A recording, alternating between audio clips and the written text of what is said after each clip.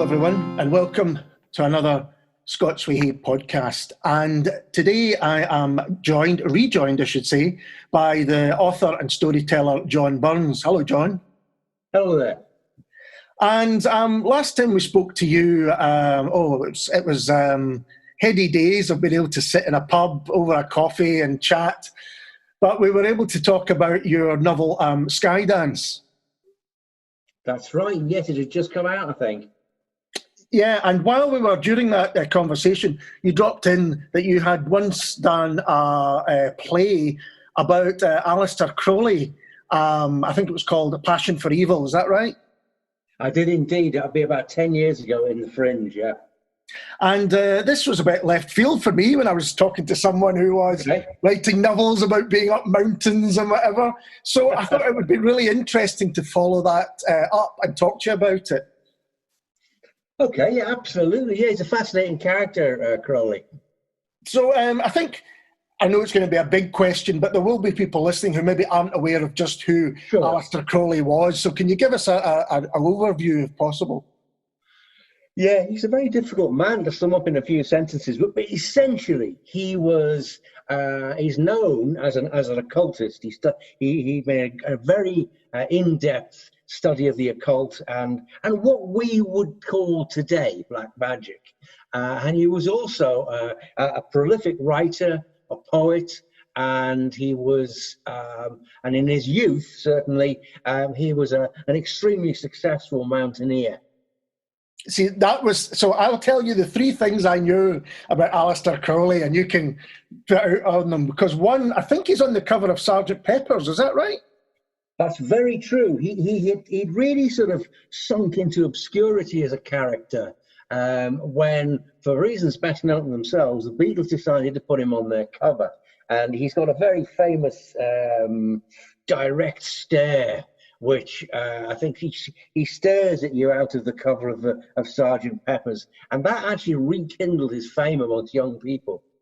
Yeah, and well, because one of the other things I knew about him was that Led Zeppelin guitarist Jimmy Page had kind of bought his house. He bought his house on the shores of Loch Ness, that's right, a place called Boleskine, which sadly burnt down about 2 years ago. Oh, really? I didn't know that. Oh. Yeah, well, go on. I was going to say, and the final thing, again, is music related, and it's what you were talking about, him being known for kind of black magic, because he was seen as an influence on what became known as black metal, and that kind of, you know, the Sabbath and Zeppelin and the kind of heavier side of rock music as well. Yeah, that's right. I think that was his practicing of the dark arts sort of suited them, you know. But so how did you become interested in him as a character? Well, I moved to Inverness many years ago now, where I still live today. And as you said, I'm sort of still very interested in the outdoors and the hills. And I joined Inverness Mountaineering Club. And all the mountaineering clubs in those days used to keep a logbook. And in the front of the logbook was a very striking image of Aleister Crowley. And the club had sort of adopted him as a mascot because he was an infamous character who lived not far from Inverness. And so I asked people about him, and what most people could tell you was he was a madman. But I decided that I wanted to write a one-man play to perform and that I could tour. And I thought, well, I actually look a bit like Crowley. So let's find out more about this guy and see really where there is someone I could do a one-man play about. So basically, I began to delve into his background, and the more I dug into Crowley's background, the more fascinated I became by this very enigmatic and mysterious character. So that's really how I got into him. I mean, because I had a brief look before I decided I was going to chat to you on his Wikipedia page, and to say it is thorough. I mean, you know, he has got a lot of information about him. Yes, massive. Yeah. I mean, that's one of the problems, to be honest. It's like researching Crowley is like peeling an endless onion. You take off one layer and there's another layer under that, and you keep going and you never actually get to the center of the man. And there's a lot of crying involved as well. Well, so you said you kind of discovered him partly as your life as a mountaineer. So what was his life as a mountaineer like? Pretty exceptional, actually. It's an interesting thing about the man that even today in mountaineering circles, his achievements are belittled and brushed under the carpet because he's such a controversial figure. Yeah. But around, as I say, he was born in 1875, so sort of in his early, late 20s, early 30s, he was right at the front of mountaineering pioneering. And he climbed in Britain. He climbed with initially he climbed with a guy called Oscar Eckenstein. And Eckenstein was a few years older than him, but very famous. Mainly famous because he was the first designer of what we would call crampons today, the sort of spikes you wear on your feet. Old Eckenstein was the first man to start trying to design those. And they climbed in the Alps, and then he went on to Mexico. And in those days, one of the things that they used to do was try and set speed records for climbing. So he climbed some of the Mexican volcanoes, and him and his mate, they held for quite some time the world record speed ascent, which was quite something. I mean, it was they must have been going at something up those hills at that speed. And then he went to the Himalayas on two notable expeditions. He went to climb K2 and Kanchenjunga, both are very formidable mountains, and were not climbed fully until many years, maybe. I think they were climbed in the 50s eventually. And Crowley's ascents probably got higher than anyone had ever achieved on those mountains. And he was also he was quite skilled, and he developed an understanding of altitude sickness and what happened to the human body at altitude. And he also, but he was known, I suppose his reputation as a mountaineer was blighted by a couple of things. There was there's the story that one of his climbing partners wanted to go down, and Crowley wouldn't allow this, so he pulled a revolver and threatened the man, threatened to shoot him if he went down. The truth actually is probably a little bit less dramatic. The truth is that he was actually in a tent at high altitude, suffering from malaria and hallucinating, and he thought that the bloke in the tent with him had become a monster. So he produced this revolver, and but the bloke in the tent just took it off him. It wasn't a serious attempt. And that may seem strange that he had a revolver at high altitude, but you've got to remember that this is way back at the start of the 20th century, when climbers were right at the very outer limits of what we understood, what we knew about these mountains, and so they didn't even know what was up there, so they carried a revolver just in case. Yeah, no, I completely understand. What age was he when he was doing all this climbing, and was it something that he continued to do through his life? I think that's what he did when he was a young man. I mean, he took a very, very high level of physical fitness, which he undoubtedly had. He would have been in his early 30s doing that. And he didn't really, I think he kind of gave up climbing after his first two Himalayan expeditions and went off in search of other things, It's difficult to kind of marry this picture of this adventurer, with his pistol in his pocket, to this older gentleman with his, the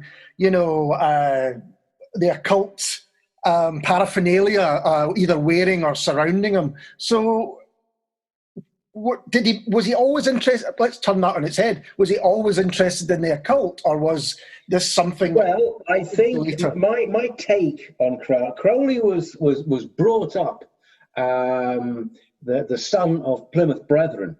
Right. And very sadly, when he was a boy of about 11, his father, who was a preacher, a lay preacher who would tour the English countryside, taking with him his son, and would preach sermons to the people. His father died very suddenly of cancer of the tongue. And I think that came as it would do as a terrible shock to the 11-year-old Crowley. Yeah. And my belief is that ever since it caused him to lose all faith in the religion that his father had pursued, because he obviously felt that God had in some ways let him down by letting his father die. And after that, when he became a young man, he began to seek out an alternative belief system. Right. And what happened was it was both a curse and a benefit to Crowley, because he was his grandfather was relatively wealthy, and when his grandfather died, Crowley inherited what was a reasonable fortune. And if he had lived reasonably carefully, he could have lived the rest of his life and never had to work and been very comfortable. But Crowley wasn't the sort of person to do something like that. Crowley used the money to live a very profligate life, but he traveled very widely. He went to China, he went to India, he explored all these places. And at the time when he explored these places, he also did everything he could to find out about the religions that people followed, what their philosophies were. He was a teacher of yoga. He became an expert at chess. Just about everything that he could do, he tried to master. So right. To go back to your question about how he got into the occult, I think that's how it was. But it's difficult, because when we look at it with the eyes of the 20th or 21st century, the occult and let's say the mysterious dark forces that may or may not exist are thought of as very strange and esoteric, and anybody who believes in that sort of stuff is considered a little bit weird, really. Yeah. Whereas when Crowley was studying them, he was studying them around the time when people like Houdini were about, when Sir Arthur Conan Doyle was around, and when really there was not such a divide between what we would consider scientific knowledge and what we would consider esoteric or spiritual or occult knowledge. And at that time, the world really hadn't decided which what was valid and what wasn't. And so there were a lot of people very seriously investigating what we would call the occult. And Crowley developed his own sort of magical system. He called it, his was a sort of sexual magic. He practiced sexual rites as part of his magical system, which and all this involved a lot of drug taking and a lot of very strange goings on. So that's how he got a reputation as an occultist. It's interesting, as you say, you put it into the context of his time, and certainly there was a lot of writers looking at is it psychological or is it supernatural, and the kind of fine line between the two. So you get things like Jekyll and Hyde, or the influence of these kind of things. Right. Same stuff, which absolutely is how it should be looked. Because I think if you talk about the occult today, and probably in the late 20th century, and people think either that it's horror, as in horror writing, horror films, that kind of thing, or that it's somehow, inverted commas, evil. Yes, that's right. But that wasn't really what was happening, back then, was it? It was a genuine, especially it's what you've told me about Aleister Crowley in general, a kind of investigation, another science, if you like. It was a journey to explore what was out there, and people genuinely didn't know. I don't know if you've ever seen the documentary on. Do you remember there was I think a child, or they thought they photographed fairies. Yes. And huge numbers of people believed this and took trips to where that site had taken place. Now, I can't imagine you'd get that today. People would just say, "Oh, it's a con," and that's it. They wouldn't even look at it. So that's how he got into that. And I think in many ways, Crowley was one of the first.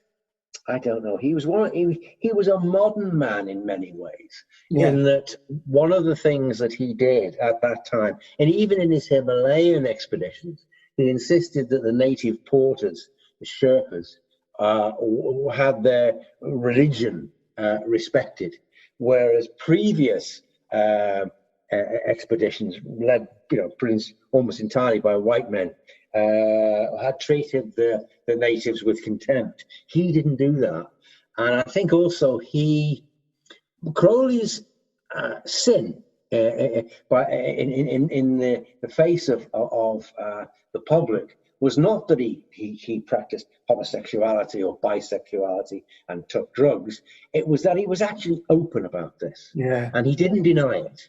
And whereas many people probably did pretty much the same thing that he did, but they didn't admit it.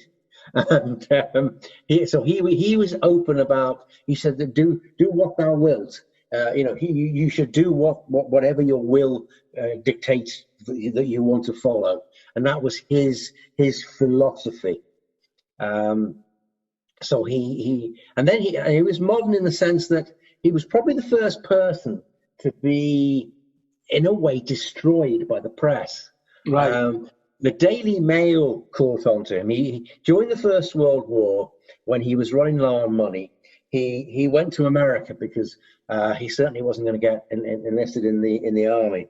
So he went to America, and during that time, he wrote a small quantity, a fairly insignificant amount, but he wrote propaganda for the Germans. Okay. And after the First World War, when the war was over and he came back to Britain, the Daily Mail campaigned to have him hung. Right. Because they said they wanted to hang him because he was a traitor. And they spent a lot of effort vilifying his reputation and saying that he was involved in things like child sacrifice, all kinds of strange stuff. But Crowley, Crowley never denied anything. So he would never either contest these claims or he would never try and vindicate himself. He just let him get on with it. And so his reputation, he got to the stage where his reputation was actually far bigger than he was. I think there was some quote by one of his biographers said, I wasn't going to spend a lot of time whitening Aleister Crowley's reputation when he himself spent a lot of time blackening it. So it was, he reveled in this. He reveled in the attention. He reveled in in what the press was saying about him, and it gave him a certain kind of status. So he never bothered to try and defend himself. So how well known was he? What kind of public figure was he back then? Oh, I would say he was pretty well known. He was infamous rather than famous, I would say. But he would have been a celebrity without a doubt. I mean, most people you spoke to would have known who Aleister Crowley was. They wouldn't have had a good word to say about him, but they would have known who they thought he was at least. Yeah. And he wrote prolifically. He wrote. It's difficult to imagine, but what he did was he would write books and poems. I think above all, Crowley wanted to be a poet. Right. And but again, I think the fact that he had a fortune behind him didn't do him any service, because when he wrote books, he didn't write them for publication as we do today. He wrote them almost to be collector's items, and he spent a fortune having these books, lavishly bound and preserved. And so he never had to submit his work to an editor. He was effectively, I suppose, he's self-published. And because he could afford to do that, a lot of his work never got that kind of scrutiny. And whereas he might have been quite a good writer, had he had to get his work past an editor, he never got that way. But his books, and he has there's the Lash Tower website, which he still has a lot of followers today. And so he was quite widely read at the time, even though it was scandalous. That's a good question. He probably wasn't that widely read, because when he published these books, they were, if you like, collector's items. And so that they were only published in relatively small numbers. But what was widely read were the reports about him in the press. Right. So the press would report him as this terrible, ghoulish, evil figure, and nobody ever read anything that he wrote to find out any different. So, in a sense, he was kind of like early tabloid fodder, was it? If he was reported That's to be exactly what he was. That's exactly reported to be having, taking drugs and orgies and all of these things, you can see how the Daily Mail of the time would have been shocked, but yet stuck it on the front cover. Well, it sells papers, and Crowley certainly sold papers. And obviously, towards the end of his life, he actually became. He was a heroin addict, but he was a. What happened was, I think he broke his leg when he was probably about 40. And in those days, you have to remember that you could buy heroin over the counter. Right. So he went, his doctor prescribed him heroin for the pain in his leg, and he became addicted. And so for the rest of his life, he struggled with this heroin addiction. And as his money ran out, he found it more and more difficult to sustain his lifestyle, and had to fall back on sort of, if you like, wealthy patrons who helped him. And he eventually, in the Second World War, found himself in a bed and breakfast in Hastings, where there were British airmen were stationed, and he became quite a celebrity with them, because he had, quite, as you can imagine, Crowley had quite a few stories to tell, and they quite liked him. And then eventually, I think he was looked after, and his health failed, and he died just after the Second World War in about 1947. And what age would he have been? He would be about 70. Right. Okay. No, let's see, but around about early 70s. So his popularity is probably not the right word, but his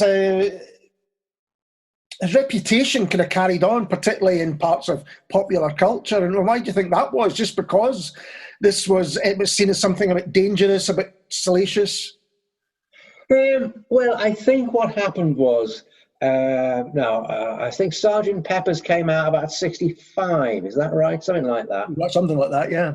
Yeah, and I think Crowley's views, which were basically don't accept any rules, just do exactly what you want, follow your conscience, not anybody else, happened to chime with, if you like, the flower children of that period.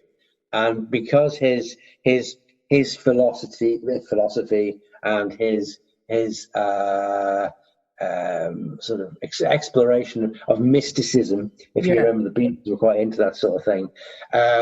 He chimed with them, so he kind of became famous again, and people began to read his writings and his works, which are prolific, and that gained him a following which still exists today. And how you talk about today? How do you think he is looked upon today, if at all? Well, there are certain people who certainly revere him and follow his works. There's a lot of people that do. History, I suppose, has kind of dismissed him as, I think, as a sort of eccentric madman. I think from what I've looked at him, I think Crowley certainly was not anyone I would consider insane. Mm-hmm. I think he was someone who he ferociously sought the truth. Whether he ever actually found the truth is another question. But I think he was fearless in his search for it, and his courage was undoubted. The things that he did in the Himalayas, his climbing career displays that. So I think that, unfortunately, as I said right at the outset, his climbing exploits tend to be belittled these days because of his reputation. But if in fact you look at what he achieved, it was, in my view, considerable. So I think that whilst they say that there's a fine line between madness and genius, and certainly I think at times Crowley walked that line, and I think if he'd been around today, he possibly would have been a stand-up comedian. He would have been someone famous. He would have made a mark, because his his wit, his immense knowledge and understanding. I suppose he just didn't quite have the talent that other writers had at the time. So I think that there is so much about him, as you said.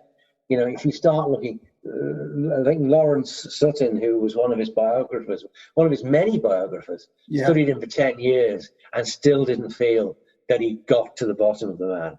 And that's the kind of person he was. Because I was trying to think, could you say that there is a contemporary character who is like him? But I couldn't come up with one. It seems like he really was almost a kind of one-off. He kind of was. I mean, I could see him like a kind of Stephen Fry character almost. Right. He certainly had that. I don't think he quite had Stephen Fry's brilliance, but I think he certainly had his knowledge, his flair. Perhaps Byron, someone like that. He wasn't a writer of anything like this at all. But nevertheless, I think he probably would be the kind of minor celebrity that you would see on TV these days. He'd be a great. He'd be a great Big Brother contestant. Well, that would get viewing figures from. It certainly would. But a kind of polymath he seemed to be really interested in many, many things, and not just on a superficial level. He wanted to learn a lot about them. Yes, that's right. I mean, there are rumours that he was a chess grandmaster. That's actually not true. But he had the ability. He could have been if he wanted to be. But he went along to a tournament in which there were several grandmasters and realised that basically grandmasters were geeks. So he decided that wasn't something he wanted to do. And so he pulled out of chess very quickly. So I'm fascinated that this character, and with all the reputation he has and everything, lived in what is often seen as a quite conservative part of Great Britain on the banks of Loch Ness. Was he there for a long time? Not that long, about 15 years, something like that. But what happened was he returned from one of his great tours and lived in London. But basically the press wouldn't leave him alone. Right. And he found that, when he tried to practice black magic, the neighbours would bang on the walls and stuff like that. So he wanted to find somewhere that was peaceful, that he could practice his magic without interference. And that's why he went to Boleskine, because Boleskine faces north. And his view was that a magical house should face north, and there is a corridor that leads straight from the door into before it burned down, into an octagonal room that he had built at the back, and that was where he practiced his rituals. So he came here, basically, I suppose, like a lot of people, for peace and quiet. Yeah. How did the locals take to him? Well, the locals were basically afraid of him, and I can understand that to a degree. There's a story that where he lived, it's on the side of Loch Ness, and the locals would go to the market in Inverness every Friday, and they'd sell their sheep and all that sort of stuff.